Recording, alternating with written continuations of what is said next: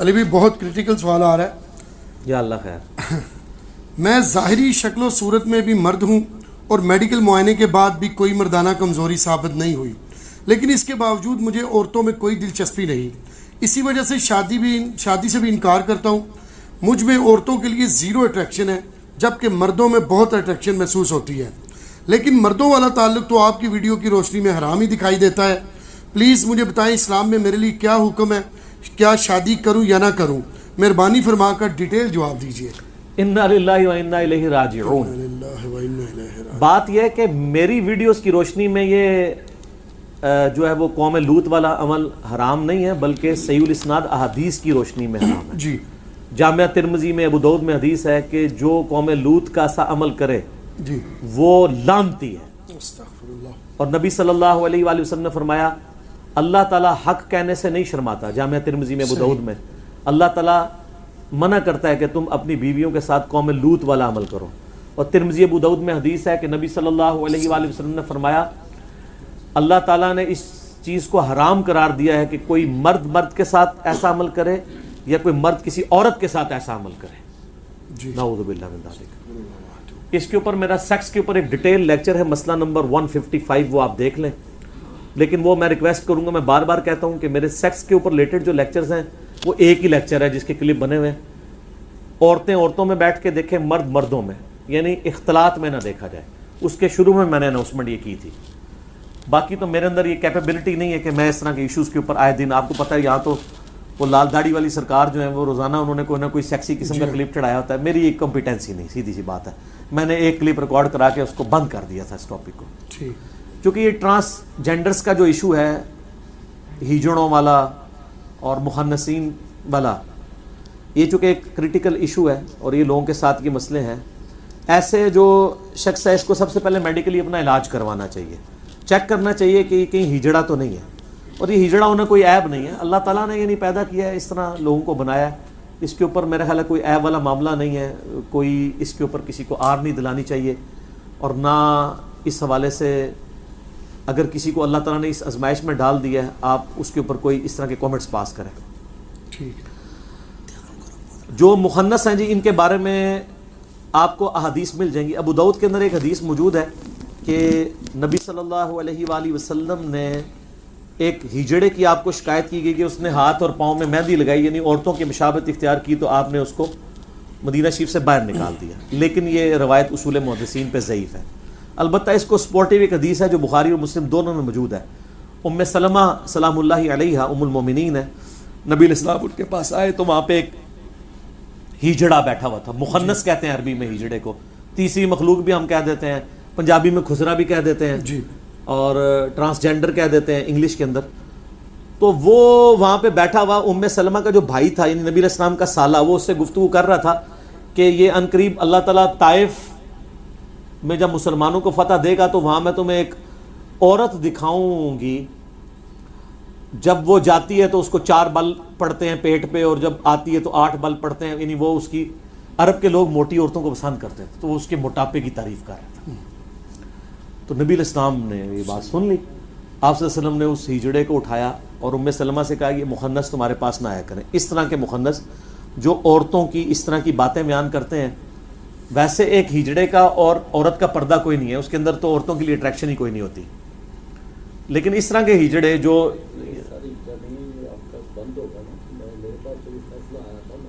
میں اس پہ بات کر رہا ہوں، ڈسکشن کرتے ہیں.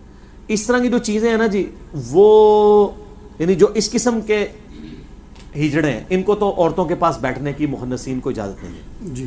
باقی جس طرح یہ کہہ رہے ہیں نا وہ لوگوں کے ایشوز بھی ہوتے ہیں، اس طرح کے لوگوں نے آپریشن کروائے ہوتے ہیں، بعض لوگوں نے کمائی کا ذریعہ بنانے کے لیے بھی بنے ہوئے ہیں، وہ ایک علیحدہ بات ہے، ہم اس کو فی الحال ڈسکس. اچھا ٹھیک ہے. تو اس میں یہ جو ایشو یہ بتا رہے ہیں نا، اس میں ان کو بالکل شادی نہیں کرنی. انہوں نے شادی کے بارے میں پوچھا ہے، ظاہر ہے مرد کو تو شادی کی اجازت نہیں ہے کیونکہ وہ تو عورت کے قابل ہی نہیں ہے.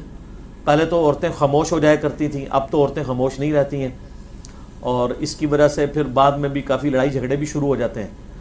اور عموماً اولاد جو نہیں ہو رہی ہوتی، زیادہ تر کیسز میں مردوں کے کمزوری پائی جاتی ہے جی. لیکن وہ عورتوں کے سارے ٹیسٹ عورتوں کے کروائے جا رہے ہوتے ہیں. اور الٹیمیٹلی خرابی مرد کے اندر نکلتی ہے. کئی عورتیں ہیں جنہوں نے پوری پوری زندگیاں اسی طریقے سے گزارتی ہیں اور بعد میں یہ نہیں پتہ چلا کہ اس طرح کا مسئلہ تھا. تو ایسی عورت کی بھی ذمہ داری ہے کہ اگر مرد میں کوئی اس قسم کا عیب موجود ہے پہلے تو میڈیکلی علاج کروایا جائے. اگر علاج پاسبل ہو، بعض اوقات نفسیاتی بیماری بھی ہوتی ہے جس کی وجہ سے ریلیشن شپ ڈیولپ نہیں ہوتا. میں ذرا کوڈ ورڈز میں بات کروں گا اور یعنی کیونکہ ہر قسم کے لوگوں نے یہ ویڈیو دیکھنی ہوتی ہے تو ایسے لوگوں کو پھر علاج کروانا چاہیے. کسی یعنی میڈیکل اسپیشلسٹ سے رابطہ کریں جو اس فیلڈ کے اندر ہے.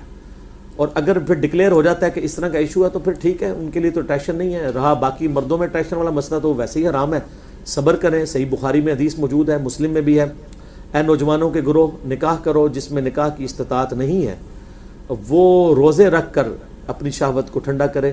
نکاح کرنا آنکھوں کی حفاظت کا ذریعہ ہے اور اپنی عصمت اور عفت کی حفاظت کا ذریعہ. یہاں پہ اسپیسیفکلی اس اعتبار سے کہا گیا ہے استطاعت کہ وہ فیملی کو سپورٹ کر سکتا ہو، تبھی اس کو کہا جا رہا ہے کہ روزوں کے ذریعے شہوت ٹھنڈی کرے. اب اگر وہ فیملی کو سپورٹ بھی کر سکتا ہے لیکن دوسری استطاعت نہیں ہے عورتوں والی تو ظاہر ہے وہ تو نہیں پھر شادی کرے گا. اور اگر مردوں والا معاملہ ہے تو ظاہر ہے وہ خوف خدا کرے اور اس گناہ سے توبہ کرے، اپنا میڈیکل علاج کروائے اور روزے رکھ کے اپنے معاملات کو سیدھا کرے، اللہ کی طرف رہے. عموماً ایسے لوگوں کا اٹھنا بیٹھنا ہی ایسے لوگوں کے ساتھ ہوتا ہے کہ ان کو لت پڑی ہوئی ہوتی ہے. یہ بھی ایک لت ہے نا جی. یہ تو صرف ان لوگوں کو نہیں ہے کہ شادی شدہ لوگوں کو بھی لت پڑی ہوئی ہے.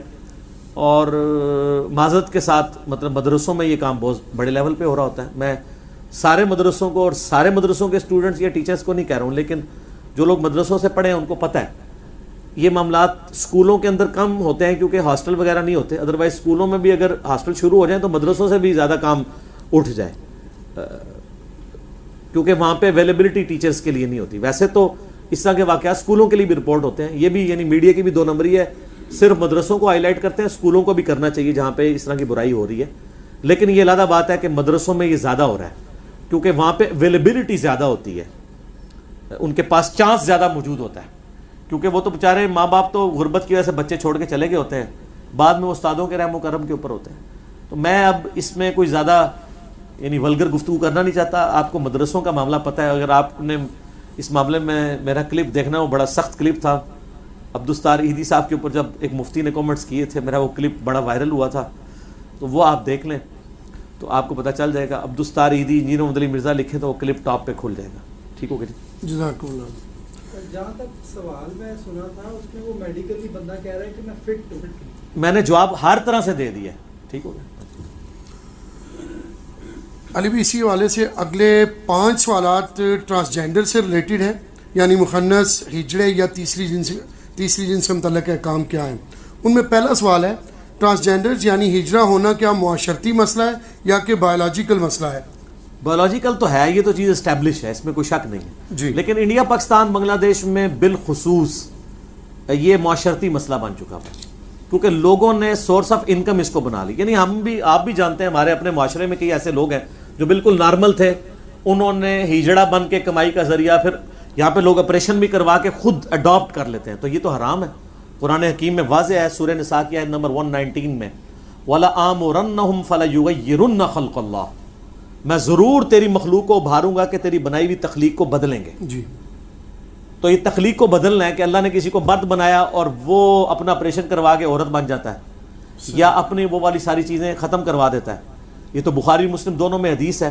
صحابہ کرام نے نبی اسلام سے اجازت مانگی تھی کہ ہم اپنے آپ کو خصی کرنا چاہتے ہیں، یعنی اپنی یہ مردانہ قوت کو ختم کروانا چاہتے ہیں آپریشن کے ذریعے. اس زمانے میں بھی آپریشن ہوتے ہی تھے تو نبی اسلام نے اس چیز سے منع فرمایا، قطعاً منع فرمایا. صحیح. اور بخاری مسلم دونوں میں حدیث ہے کہ نبی اسلام ایک دفعہ گھر میں تشریف فرما نہیں تھے تو 3 اصحاب آئے، ام المومنین سے آ کے پوچھا کہ اللہ کے رسول صلی اللہ علیہ وآلہ وسلم کی دن رات کی روٹین کیا ہے. تو انہوں نے بتایا کہ نبی اسلام نماز بھی پڑھتے ہیں، نوافل بھی پڑھتے ہیں، رات کو سوتے بھی ہیں، اپنی بیویوں کے پاس بھی جاتے ہیں. تو انہوں نے نبی صلی اللہ علیہ وآلہ وسلم کی عبادت کو ہلکا جانا. تو انہوں نے، ان میں سے ایک نے کہا کہ نبی اسلام تو بخشے بخشائے ہیں، میں تو روزانہ روزہ رکھا کروں گا. دوسرے نے کہا میں روزانہ پوری رات جاگ کے نفل پڑھوں گا. تیسرے نے کہا میں شادی نہیں کروں گا، شادی کر کے تو جھنجھٹ پالنے والی بات ہے، میں اللہ کی عبادت میں وقت گزاروں گا. یہ تینوں سٹیٹمنٹ دے کے وہاں سے چلے گئے. تو نبی صلی اللہ علیہ وآلہ وسلم جب واپس آئے تو ان تینوں کے بارے میں بتایا گیا. آپ صلی اللہ علیہ وآلہ وسلم جلال میں آپ فرمایا بلاؤ ان کو. بلایا گیا. آپ فرمایا اللہ کی قسم میں تم سے زیادہ اللہ کا تقوی رکھتا ہوں. بے شک. یعنی تقوی کی نشانی یہ کام نہیں ہے. جی ہاں. یہ لادہ بات ہے کہ آپ کہتے ہیں کہ بزرگ نے 40 سال تک عشاء سے فجر پڑھی. یہ متقی ہونا نہیں ہے, یہ سرکس ہے. آپ علیہ السلام نے فرمایا کہ میں رات کو سوتا بھی ہوں, جاگتا بھی ہوں, اپنی بیویوں کے پاس بھی جاتا ہوں, میں نفلی روزے رکھتا بھی ہوں, چھوڑ بھی دیتا ہوں, اور نکاح تو میری سنت ہے. جس نے میری سنت سے اعراض کیا اس کا مجھ سے کوئی تعلق نہیں ہے.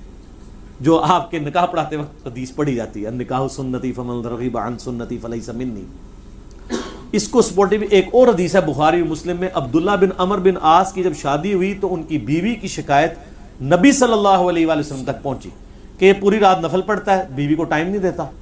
آپ صلی اللہ علیہ وآلہ وسلم نے بلا کر سیدنا عبداللہ بن عمر بن عاص کو ڈانٹا اور فرمایا عبداللہ اگر روزانہ رات کو جاگے گا تو آنکھیں اندھی ہو جائیں گی تیری. آپ کے بزرگ کہتے ہیں جی وہ ابو بکر شبلی جو تھے جنید بغدادی کے خلیفہ کے مرشد, وہ سری سکتی کے تھے نا مرید آگے ابو بکر شبلی اور جنید بغدادی. وہ کہتے ہیں نہیں روزانہ وہ نا آنکھوں میں نمک کا سرما لگایا کرتے تھے حتیٰ کہ ان کی آنکھوں کی نیند ہی آنکھیں ٹر گیا ہونی ہے, نیند کی تو جانی ہے. اور کہتے ہیں سبحان اللہ. اور نبی علیہ السلام اپنے صحابی کو ڈانٹ رہے ہیں کہ تم روزانہ اگر جاگو گے تو اندھے ہو جاؤ گے. تمہاری آنکھوں کا بھی حق ہے, تمہارے جسم کا بھی حق ہے, تمہاری بیوی کا بھی تم پہ حق ہے. یہ بخاری مسلم کے الفاظ ہیں, یہ کوئی سٹوری بک نہیں ہے. امام بخاری نے اس طرح کی احادیث کے اوپر باب باندھا ہے کہ عبادت میں غلو کرنا مکروہ ہے. آپ کہتے ہیں عشاء کے وضو سے فجر کی نماز پڑھنا, پوری رات جاگنا یہ کرتب ہے اور کرامت ہے, اور نبی علیہ السلام اسے مکروہ گردان رہے ہیں, اس سے منع فرما رہے ہیں. اولیاء اللہ وہ نہیں ہوگا جو نبی علیہ السلام کے طریقے سے ہٹ کے. پھر آپ فرمایا تم روزانہ روزہ کیوں رکھتے ہو؟ اللہ کو روزانہ روزہ رکھنے والا تو ایسا ہے گویا اس نے روزہ رکھا ہی نہیں. بخاری مسلم کے الفاظ ہیں. اگر تم نے روزے رکھنے ہی ہے نا تو عبداللہ داؤدی روزے رکھا کرو, ایک دن روزہ رکھا کرو, ایک دن چھوڑ دیا کرو, مہینے میں 3 روزے رکھ دیا کرو.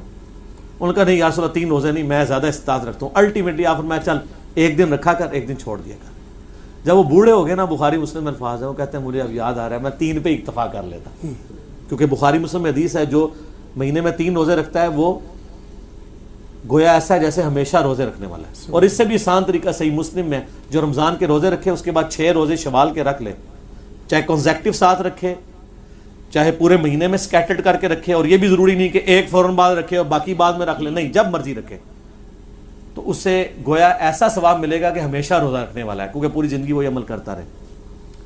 تو یہ آسانیاں دین کے اندر دی گئی ہیں. اس طرح کے معاملات کر کے اور ایسے طریقے کرنا, یہ لوگ معاشرتی مسئلہ, بایولوجیکل سے زیادہ معاشرتی مسئلہ ہے. باقی یہ چیز ظاہر ہے میڈیکلی اسٹیبلش ہے کہ ایسے لوگ ہوتے ہیں, لیکن یہ ایسے لوگ بہت کم ہوتے ہیں. اس لیے قرآن و سنت میں آپ کو ایز سچ ان کے احکامات نہیں ملیں گے جی, کیونکہ یہ 0.00001% بھی نہیں ہے انسانیت کا. زیادہ تر اڈاپٹیڈ لوگ ہیں جنہوں نے یہ ساری چیزیں اڈاپٹ کی ہوئی ہیں. باقی جو اس طرح کے ایشوز ہیں تو پھر وہ دیکھا جائے گا. ان میں بھی یعنی 2 ٹائپس ہوتی ہیں, جو واقعی اوریجنل ہجڑے یا مخنث عربی میں کہتے ہیں یا ٹرانسجینڈر ہیں. جو اوریجنل والے ہوں گے نا وہ ان میں بھی پھر ڈویژن ہوتی ہے, کچھ مردوں کے زیادہ قریب ہوتے ہیں, کچھ عورتوں کے زیادہ ہوتے ہیں. تو اس اعتبار سے پھر ان کے احکامات دیکھے جائیں گے. ٹھیک ہے, جزاک اللہ. اسی زمانے اگلا سوال علی بھی آ رہا ہے, ٹرانسجینڈر یعنی ہجڑا کی کتنی اقسام ہیں اور اس کا فیصلہ کون کرے گا؟ ہاں, اس کا فیصلہ ڈاکٹر کرے گا, علماء سے نہیں کروانا آپ نے, کیونکہ علماء کا جو چیک کرنے کا طریقہ ہے وہ بہت خطرناک ہوگا, وہ آپ نہیں متحمل اس کے ہو سکتے. تو آپ یہ چونکہ فیلڈ ہی ڈاکٹروں کی ہے, جیسے غامدی صاحب نے کہا تھا کہ چاند دیکھنے کا کام مولویوں کا ہی نہیں. وہ تو مطلب جو لوگ یہ انسٹرومنٹس یوز کر سکتے ہیں, محکمہ موسمیات سے تعلق رکھتے ہیں, ان لوگوں کا کام ہے. ٹھیک ہے, ہاں علماء مطلب ان کو شرعی مسئلہ ضرور بتائیں گے, باقی ایکسپرٹیز تو ان کی ہیں. اور میرا ایک معصومانہ سوال ہے کہ آپ کے جب مریض بیمار ہوتے ہیں آپ تو اٹھا کے بزرگوں کے پاس لے جاتے ہیں, بزرگ جب بیمار ہوتے ہیں ان کو آپ آغان لے جاتے ہیں, ان کو بھی اٹھا کے کسی مزار پہ لے جایا کریں نا. جی, کتنے بزرگوں کے پیشاب بند ہوتے ہیں یا ان کے گردے فیل ہوتے ہیں تو ڈائلسس پہ وہ شفا انٹرنیشنل میں اور آغا خان میں لگے ہوتے ہیں, آپ کے جب ڈائلسس پہ آتے ہیں آپ جا کے قبروں کی مٹی چٹوا رہے ہوتے ہیں. کتنی بڑی دو نمبری ہے ان کی. ان کو کیوں نہیں قبروں کی مٹی چٹواتے ہیں؟ ان کو کیوں ہاسپٹلس میں داخل کرواتے ہیں؟ اسی کہ اس وقت یہ صحیح بات کر رہے ہوتے ہیں کہ بھئی یہ فیلڈ ہے ڈاکٹروں کی، ڈاکٹروں کے پاس جا کے علاج کرائیں گے. نبی علیہ السلام بخاری مسلم میں کتنی حدیث ہیں صحابہ کرام کو جب بیماریاں ہوتی تھی تو طبیبوں کے پاس بھیجتے تھے جس کی فیلڈ ہے. یہاں ان کی یہ فیلڈ ہی نہیں ہے. یہ ڈاکٹر فیصلہ کرے گا، بلکہ ڈاکٹرز کا بھی پینل ہونا چاہیے جو مطلب ان بائزڈ ہو کے فیصلہ کرے. جی نبی صلی اللہ علیہ وسلم نے تو کلیئر کٹ جو ایکسپرٹس ہیں نا ان کی طرف جانے کا حکم دیا. قرآن میں ہے فَاسْأَلُوا أَهْلَ الذِّكْرِ إِن كُنتُمْ لَا تَعْلَمُونَ. اگر تمہیں علم نہیں ہے تو اہل علم سے پوچھو. اہل ذکر سے جو فیلڈ ہے، جیولوجی کی بات ہے جیولوجسٹ بتائے گا، اسٹرونومی کی بات ہے اسٹرونومی کی فیلڈ کا اسٹرونومر بتائے گا. اسی طریقے سے ایمبریولوجی کی فیلڈ کا تعلق ہے وہ گائنی کا ڈاکٹر بتائے گا. اور نبی علیہ السلام کتنے منصف مزاج ہیں. صحیح مسلم میں اوپر تلے 4 احادیث ہیں. آپ صلی اللہ علیہ وآلہ وسلم ایک جگہ سے گزرے، وہاں پہ لوگ گرافٹنگ کر رہے تھے، پیوند کاری. آپ نے فرمایا اگر یہ پیوند کاری نہ کرو کھجوروں کی تو کیا ہے؟ تو ان نے کہا یا رسول اللہ اس کی فصل زیادہ ہوتی ہے. آپ فرمایا اگر نہ کرو تو کیا ہے؟ بس اتنا کہہ کے چلے گئے. آپ نے کوئی مشورہ نہیں دیا کہ ضرور کرو یا نہ کرو. انہوں نے اس سال وہ گرافٹنگ نہیں کی، ان کی فصل کم ہو گئی. وہ شکایت لے کے نبی علیہ السلام کے پاس آ گئے، کہا یا رسول اللہ ہم نے اس دفعہ پیوند کاری نہیں کی ہے تو فصل کم ہوئی ہے. تو آپ علیہ السلام فرمایا میں نے تمہیں منع تو نہیں کیا تھا، یہ میرا ایک مشورہ تھا دنیاوی طور پہ. اور آپ علیہ السلام نے ساتھ ارشاد فرمایا اگر میں کوئی بات اللہ کے ریفرنس سے تمہیں دین کی بتاؤں وہ ماننا تم پہ واجب ہے. اگر میں اپنے دنیاوی ایکسپیرینس سے تمہیں کوئی تمہارے دنیاوی معاملات میں بات بتاؤں تو انتم اعلم بامر دنیاکم، تم دنیا کے کاموں کو مجھ سے بہتر سمجھتے ہو. ظاہر ہے نبی علیہ السلام کی وہ فیلڈ نہیں ہے. جی نبی صلی اللہ علیہ وسلم ہمیں ایٹم بم بنانے کا فارمولہ تو نہیں دیں گے. آپ کی جو فیلڈ تھی اس طرح کی ایکسپرٹیز تھی بھیڑ بکریاں چرانا، وہ تو ٹھیک ہے. لیکن عرب کے لوگوں سے اگر یہ پوچھا جائے کہ بھینس کی عادتیں کیا ہیں، وہ تو آپ کو کوئی سیابی بھی نہیں بتا سکے گا، کیونکہ وہاں کا جانور تو گائے ہے. گائے اور بھینس کے نخرے ہی ڈفرنٹ ہیں. بھینس تو بڑا لاڈلا جانور ہے، تو چھوٹی چھوٹی بات پہ بیمار ہو جاتا ہے. صحیح. گائے ٹف ہے. ٹھیک ہے. تو انتم اعلم بامر دنیاکم، تم دنیا کے کاموں کو بہتر سمجھتے ہو. اسی طریقے سے میڈیکل ایشوز جو ہیں ان کے اوپر آپ نے ایکسپرٹ سے رابطہ کرنا ہے. ٹھیک ہو گیا. جزاک اللہ. علی بھی اگلا سوال ہے ٹرانسجینڈر یا ہجرا کو وراثت میں حصہ کس حساب سے ملے گا؟ وہ میڈیکلی اگر یہ ڈیسائیڈ ہو جائے کہ مردوں کے زیادہ قریب ہے تو مردوں کے اعتبار سے حصہ ملے گا، اور اگر عورتوں کے زیادہ قریب ہے تو عورتوں کے اعتبار سے. ظاہر ہے اس کے اوپر قیاس اور اجتہاد ہوگا، اور اس میں فقہا نے یعنی کافی زیادہ کام کیا. فقہ حنفی میں بھی آپ کو مل جائے گا، بار شریعت کے اندر بھی آپ کو یہ سارے مسائل مل جائیں گے. قرآن و سنت میں بنیادی چیزوں سے ان چیزوں کو اخذ کیا گیا، اور یہ اسلام کی خوبصورتی ہے کہ اس نے اس کو اجتہاد پہ چھوڑا ہے. اگر اس کو ڈیفینیٹ بتا دیتا ہمارے لیے مصیبت کھڑی ہو جاتی. یہ اکثر لوگ کہتے ہیں قرآن حدیث میں یہ مسئلہ کہاں لکھا ہوا ہے، وہ جان بوجھ کے نہیں لکھا ہوا. اجتہاد اسلام کی خوبصورتی ہے، قیامت تک جاری رہے گی. جی. اگر فکس ہو جاتا تو آپ کے لیے مصیبت کھڑی ہو جاتی. اور اس کی اصل وہ حدیث ہے بخاری و مسلم دونوں میں ہے کہ نبی صلی اللہ علیہ وآلہ وسلم نے فرمایا کہ عصر کی نماز نہیں پڑھنی مگر بنو قریظہ میں جا کر. اب صحابہ کرام جب جا رہے تھے راستے میں عصر کی نماز قضا ہونے لگی، مغرب کا وقت آ گیا. کچھ اصحاب نے نماز پڑھ لی، کچھ نے جا کے بنو قریظہ کے قلعوں کے پاس جا کے قضا کر کے پڑھی. جنہوں نے پڑھ لی انہوں نے کہا کہ حضور کا مطلب یہ تھا جلدی پہنچنا ہے، یہ نہیں کہا تھا کہ نماز ہی چھوڑ دینی ہے. دوسروں نے کہا نہیں آپ کے الفاظ تھے کہ وہاں پڑھنی ہے. دونوں نے 180 ڈگری ڈیسیژن کیا. بخاری مسلم کے الفاظ ہیں یہ شکایت نبی صلی اللہ علیہ وآلہ وسلم کے پاس آئی تو آپ صلی اللہ علیہ وآلہ وسلم نے دونوں کو کچھ نہیں کہا.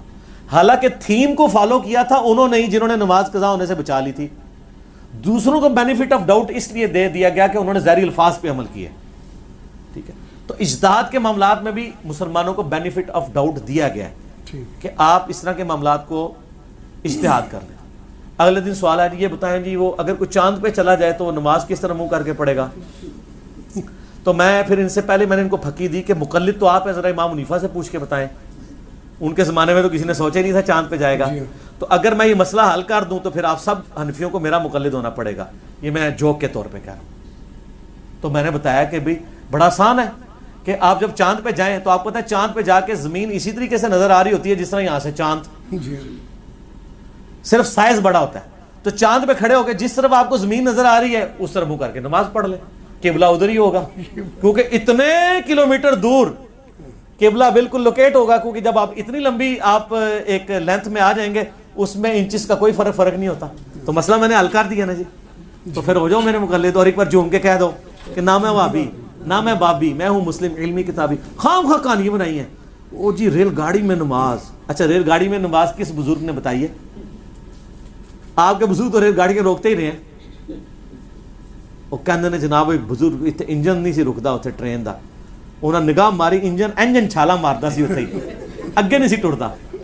انہاں سمجھا ایک گھوڑا ہے، ان کو پتہ نہیں انجن اگر ایسے چھالے مارے تو وہ پٹری سے نیچے گر جائے گا.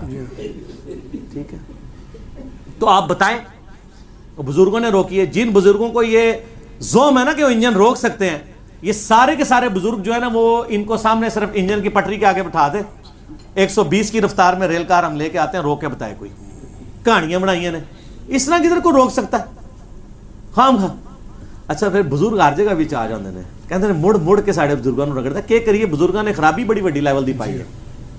جب تک کتے کو آپ کنویں سے نہیں نکالیں گے ڈول نکالنے سے پاک نہیں ہوگا. جو فرسودہ نظریات قرآن و سنت کے مقابل داخل کر دی انہوں نے دین میں، یہ ساتھ ساتھ نکالنے ضروری ہیں. صرف ڈول نہیں نکالنے، میں ڈول بھی نکالتا ہوں اور ان کو بھی نکالتا ہوں. ٹھیک ہو؟ جزاکم اللہ. علی بھی اگلا سوال ہے، کیا ٹرانسجینڈر یا ہجرہ اپنی مرضی سے اپنا جینڈر اختیار کر سکتا ہے؟ نہیں کر سکتا جی. اچھا اگر یہ اس سے اختیار کرنے سے مراد یہ رہ رہا ہے کہ وہ ٹرانسجینڈر تو ہے لیکن وہ ڈکلریشن میں اپنے آپ کو مرد کے قریب کر لے یا عورت کے، تو وہ بے ایمانی کر رہا ہوگا. مرد کے قریب ہے تو ڈاکٹر ڈیسائیڈ کرے گا، وہ خود ڈیسائیڈ نہیں کرے گا. باقی اگر اس سے مراد کو یہ لے رہا ہے کہ وہ اپنا جینڈر خود کرنے کے لیے، یعنی کوئی مرد اپنے آپ کو عورت بنا لیتا ہے اس اعتبار سے کہ وہ یعنی اپنے آپ کو ڈسیبل کروا لیتا ہے سیکچولی، وہ تو حرام ہے. وہ تو قرآن کی روح سے واضح حرام ہے. بخاری مسلم میں حدیث ہے، ان مردوں پہ لانا جو عورتوں کی مشابہت کریں، ان عورتوں پہ لانا تو مردوں کی مشابہت کریں، وہ بھی اس میں آئیں گے. اور وہ جو قرآن کی آیت تو سب سے اوپر ہے، سورہ نساء آیت نمبر 119، وَلَآمُرَنَّهُمْ فَلَيُغَيِّرُنَّ خَلْقَ اللَّهِ، میں تیری مخلوق کو ابھاروں گا کہ تیری بنائی ہوئی تخلیق کو بدلیں گے. البتہ یہاں پہ میں عرض کر دوں، بعض اوقات تخلیق کو بدلنا ہی فطرت ہے. جیسا کہ بخاری و مسلم میں حدیث ہے 5 چیزیں فطرت میں داخل ہیں: مونچھیں کا پس کرنا، زیر ناف بال کاٹنا، بغلوں کے بال کاٹنا یا اکھیڑنا یا صاف کرنا، ناخن کاٹنا اور ختنہ کروانا.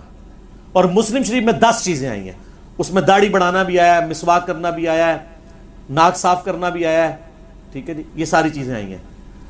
تو یہاں پہ خطرے میں آپ تخلیق بگاڑ رہے ہوتے ہیں، لیکن یہاں بگاڑنا فطرت ہے. جی ٹھیک ہو. اچھا اس میں کوئی یہ سوال کر سکتا ہے کہ یہ کانوں میں بالیاں ڈالنا عورت کے لیے، یہ بھی تو فطرت بگاڑ رہا ہے؟ نہیں، مرد تو نہیں ڈال سکتا، عورت کے لیے یہ خوبصورتی کی علامت ہے. قرآن میں بھی آیا نا عورت کے بارے میں کہ زیورات میں لدی ہوئی ہوتی ہے. زینت. جی.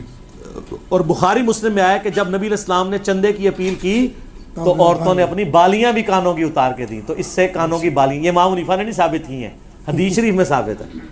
کانوں کی بالیاں اسی وقت اتاری جاتی ہیں جب کانوں میں ڈلی ہوئی ہوں. تو یہ تخلیق بگاڑنا نہیں. اس طریقے سے ناک چھدوانا یہ تخلیق بگاڑنا نہیں ہے. تخلیق بگاڑنا وہ ہے جو آپ ایک ڈومیننٹ چینج کر دیں گے. وہ تو ایون اپنے بالوں میں کرے. صحیح مسلم میں حدیث ہے، نبی علیہ السلام نے قضا کرنے سے منع کیا ہے کہ کوئی بالوں کا حصہ ریموو کر کے آپ پٹی بنا لیں، دوسری چھوڑ دیں، ایسے فٹ بالروں نے کی ہوتی ہے، یہ بھی منع ہے. تو اس حوالے سے یہ چیز کلیئر ہوگی. آخری سوال ہے نبی، کیا اسلام میں ٹرانسجینڈر کے نماز جنازہ کا کوئی خاص طریقہ ہے؟ ٹرانسجینڈرز کے نماز جنازہ کا کوئی خاص طریقہ نہیں ہے، لیکن یہ بات حقیقت ہے کہ آپ نے ہجڑوں کا یا مخنثین کا یا ٹرانسجینڈرز کا عموماً جنازہ ہوتے ہوئے دیکھا نہیں ہوگا. یہ عموماً رات کے وقت خود ہی جنازہ پڑھ کے، جنازہ کیا ان کو نماز بھی نہیں پڑھنی آتی. یہ تو اللہ بھلا کرے تبلیغی جماعت کا، جنہوں نے پہلی دفعہ ان کو بھی کوئی انسانیت میں سمجھتے ہوئے ان کی جماعتیں نکالنی شروع کی ہیں، ان میں دعوت و تبلیغ کا کام شروع کیا ہے. ہجڑوں کی جماعتیں باقاعدہ نکلتی ہیں تبلیغی جماعت کی. جناب انہوں نے اس پورشن کو ان اٹینڈڈ نہیں چھوڑا. اور بڑے بڑے نیک ہجڑے ہیں جو اپنے سارے کام چھوڑ کے ان کاموں میں آ چکے ہیں. جنازے کا اس لیے ہوتا ہے کہ جنازہ عموماً ان کا پبلکلی پڑھا نہیں جاتا، رات کے اندھیرے میں یہ خود ہی پڑھ کے دفنا دیتے ہیں. اس وجہ سے عام لوگوں میں ان کے اناؤنسمنٹ بھی نہیں ہوتی. ایک پوری ایک کمیونٹی میں رہ رہے ہوتے ہیں. حتیٰ کہ جن گھروں میں کوئی ہجڑے پیدا بھی ہو جائیں، ہجڑے آ کے لے جاتے ہیں حالانکہ ماں باپ کو بھی ایسا نہیں کرنا چاہیے. یہ بھی معاشرے کا حصہ ہے, آپ ان کو یعنی پالیں. ظاہر اللہ نے دیکھیں ایک طرف اگر اللہ آپ کو ہجڑا دے دے, اس کے بدلے میں آپ کو ایک پیرلل بچہ مل جائے, پیرالائز ہوا ہو, فالج گرا ہوا ہو, تو دونوں میں سے کس کی پرورش کرنا آسان ہے؟ صحیح بات. ہجڑے کی.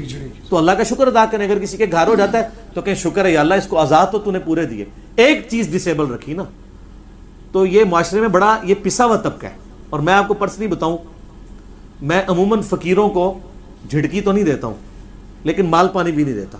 مجھے پتہ زیادہ پروفیشنل ہوتے ہیں, لیکن مجھ سے اگر کوئی ہجڑا آ کے مانگتا نا تو میں ضرور دے دیتا ہوں. یہ پسا ہوا طبقہ ہے اس معاشرے کا, حقیقت بات ہے. اگرچہ اس میں کئی لوگ پروفیشنل بھی بنے ہوئے ہیں, لیکن ظاہر ہمارے پاس تو کوئی جج کرنے کا طریقہ نہیں ہے صحیح. کہ کون پروفیشنل ہے. باقی ایک چیز ہے, یہ بڑے آرگنائز ہیں. ان کا آپ لوگ تو ایک امیر کے اوپر متفق نہیں ہو رہے. ایک سیاسی جماعت ہے وہ دوسرا پولیٹیکل لیڈر کو نہیں مانتی ہے, ٹھیک ہے, لیکن ہجڑوں کے اندر ہر شہر کے اندر ایک ان کا لیڈر ہوتا ہے. جی. اس کو کیا کہتے ہیں؟ بیبے. بیبے بھی کہتے ہیں, گورو بھی کہتے ہیں. اور یہ پوری دنیا میں ہے, امریکہ میں, یورپ میں. آپ یوٹیوب پہ پورے پروگرام دیکھیں ان کے اوپر, مختلف چینلز نے کیے ہوئے ہیں. تو پھر ملکی لیول پہ بھی ایک ہوتا ہے. پھر جب کوئی فوت ہوتا ہے تو اس کی جگہ سکسیسر اس کا بنایا جاتا ہے. پورا ان کا ایک آرگنائز سسٹم چل رہا ہوتا ہے. باقی یہ ہے کہ ان میں بھی بریلوی بھی ہیں, دیوبندی بھی ہیں, اہل حدیث بھی ہیں, شیعہ بھی ہیں, سکھ بھی ہیں, عیسائی بھی ہیں. فرقے تو ہیں ہی ہیں نا. تو وہ اسی طریقے سے چل رہے ہیں. نفرت نہیں کرنی چاہیے. اور میں یہ سمجھتا ہوں کہ صرف ہجڑوں کا مسئلہ نہیں ہے, جو لوگ نارمل مرد ہیں نا, انہوں نے بھی ان کو اعلی کار بنایا ہوا ہے اپنا. سب سے بڑے مجرم اس حوالے سے وہ بھی ہیں. گورنمنٹ بھی مجرم ہے کہ ان کے کوئی حقوق دے. جس طرح پچھلی دفعہ چیف جسٹس نے نوٹس لیا تو کم از کم ان کو شناختی کارڈ والا ایشو تو ریزالو ہوا. اب یہ نوکری بھی حاصل کر سکتے ہیں, ڈکلیئرڈ بھی ہو سکتے ہیں شناختی کارڈ کے اوپر, ورنہ ان کے لیے بڑی مشکل ہو گئی تھی. اور کئی لوگوں کو نوکریاں ملی بھی ہیں, بڑے بڑے پڑھے لکھے ہجڑے بھی موجود ہیں. اور نفرت بالکل نہیں کرنی چاہیے. معاشرے کا پسا ہوا طبقہ ہے, بہت زیادہ پسا ہوا طبقہ ہے. ان کے ساتھ حسن سلوک کرنا چاہیے. یعنی میں اس ویڈیو کی وساطت سے, چونکہ میرا پیغام پوری دنیا میں لوگوں تک پہنچتا ہے. باقی آپ کسی کے میڈیکل ٹیسٹ کروانے کے پیچھے درپے نہ ہو, وہ اس کا معاملہ ہے, اللہ کا معاملہ ہے. کسی کے گھر پیدا ہو جائے وہ ہجڑوں کے حوالے نہ کرے کہ اس کو وہ برائی میں ڈال دیں گے, وہ اسی قسم کی وہ قوم لوط والا عمل شروع کر دیں گے. اس کا وبال بھی آپ کے اوپر ہوگا. پالیں. کئی لوگ ہیں جنہوں نے بچے پالے ہیں, لیکن بعد میں یہ ظلم بھی نہ کریں کہ ایسے بچوں کی آپ شادی کرا کے لوگوں کو آزمائش میں ڈال دیں, لوگوں کی بچیاں جو ہیں وہ آزمائش میں ڈال دیں. ایسا بھی نہیں ہونا چاہیے, ورنہ مصیبت کھڑی ہو جاتی ہے. اور اگر کوئی اس سے پہلے کر چکا ہے تو فوراً سے پہلے تنسیخ نکاح کروائیں, خلا یا طلاق والا معاملہ کر کے ایسے لوگوں کو علیحدہ کریں. یہ ظلم ہے عورت کے ساتھ. پھر ایسے لوگوں کی بیویاں پھر وہ ناجائز طریقوں میں انوالو ہو جاتی ہیں. معاشرے کے لیے پھر ایسے لوگ ناسور بن جاتے ہیں. لیکن یہ سب کی سب چیزیں ظاہر ہے ہم تو صرف اصلاحی بیان کر سکتے ہیں. حکومت کا کام ہے کہ حکومتی لیول کے اوپر ان ایشوز کو ریزالو کیا جائے. جس طرح پچھلی دفعہ یعنی سپریم کورٹ نے ڈیسیژن کر کے کم از کم ان کی آئیڈینٹی والا معاملہ تو شناختی کارڈ والا حل کیا. باقی سارے ان کے حقوق کے حوالے سے بھی گورنمنٹ کو, این جی اوز کو ساتھ ملا کے ان ایشوز کے اوپر کام کرنا چاہیے. لیکن یہاں پہ تو جو نارمل مرد و عورت ہیں ان کے حقوق کا بھی مسئلہ ہے, ان بیچاروں کو کس نے پوچھنا ہے. لیکن مجھے حیرانگی یہ ہے کہ جو دیندار لوگ ہیں جب وہ اس طرح کے کام کر رہے ہوں اور ان کے ساتھ چھیڑخانیاں کر رہے ہوں اور مذاق کا ذریعہ بنایا ہوتا ہے, کہیں بیچارے کہیں سے گزر جائیں, لوگ آوازیں کستے ہیں, پھبتیاں لگاتے ہیں, اور وہ بھی آگے سے مطلب اس طرح کرتے ہیں, تو خاموشی کا بائیکاٹ کرنا چاہیے. لوگوں کو منع کرنا چاہیے, یار یہ اللہ کی مخلوق ہے, اللہ نے پیدا کیا ہے, آپ بھی ایسے ہو سکتے تھے, اللہ نے ان کو ایسا کیا ہے. ان کو یا اگر وہ خود بھی ہوئے ہیں تو اپنے حالات و واقعات کی وجہ سے ہوئے ہیں. ہو سکتا ہے آپ پہ یہ حالات و واقعات آتے آپ اس سے بھی زیادہ برا پرفارم کرتے ہیں. میں تو ہمیشہ ورسٹ کنڈیشن کو دیکھتا ہوں. اللہ کا شکر ادا کرنا چاہیے, اور قطعاً کسی کے ساتھ اس طرح کی یعنی دشمنی والا رویہ نہ رکھیں, نہ کسی کا ٹھٹا اور مذاق اڑائیں, اللہ سے ڈریں. ایک مسلمان کا یہ ایٹیچیوڈ ہونا چاہیے. ٹھیک ہو گیا, ختم ہو گیا سوال.